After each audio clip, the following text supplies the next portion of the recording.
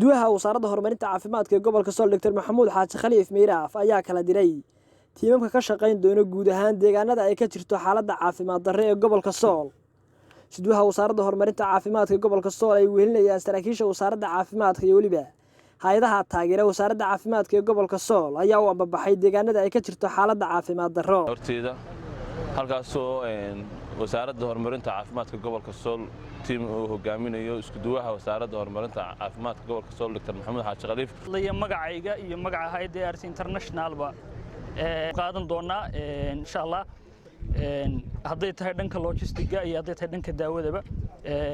waxaan kaga qayb qaadanay daawooyin dhameystiran insha Allah oo essential ah deegaanadaas anoo ku hadlaya magaca hay'adda Safe Children runtii waxaanu aad iyo aad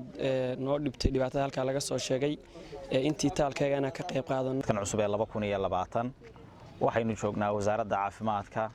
ee gobolka Sool halkan waxa hareerahayga taagan shaqaalihii wasaaradda caafimaadka iyo madaxdii hay'adda ARC International ee gobolka Sool iyo shaqaalihii ay naga sabood gareynayeen runtii waxaanu saaka u baxaynaa ama aanu saaka gaaraynaa goobaha laga soo sheegayo xaaladaha caafimaad ee gobolka Sool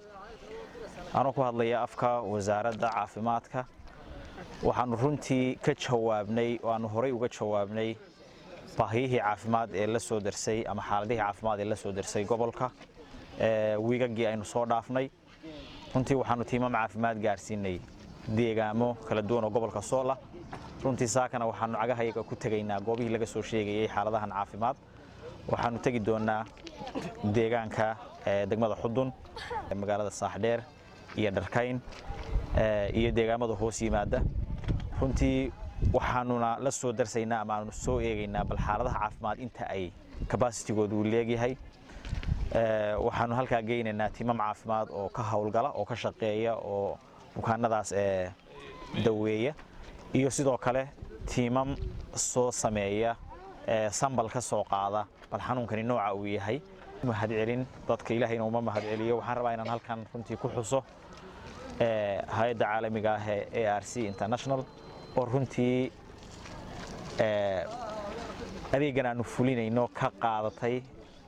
gacan lixaad leh gawaarida aad arkaysaan oo hareerahayna taagan hay'addu iyada ayaa bixisay runtii tiimamka halkan maraya dhakhaatiirta runtii waxay ka geysatay gacan lixaad leh horeyna uga geysan jirtay wasaaradda caafimaadka ee gobolka Sool runtii hay'addu waxay noo tahay priority waxaanu rajaynaynaa hay'adaha la midka ay gobolka ku jiraan inay ku daydaan hay'adda ARC runtii iyaguna waxaan meesha ka marnayn hay'adda Save the Children oo iyaduna ay halkan taagan yihiin tiimkii ay ku xoojinaysay wasaaradda caafimaadka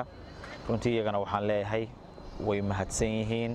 sida ay ula wadaagayaan baahiyaha ka jira gobolka iyo wasiirka wasaaradda horumarinta caafimaadka iyo agaasimaha guud Faarax Khadar Rigax wararka telefishinka Universal magaalada Laascaanood.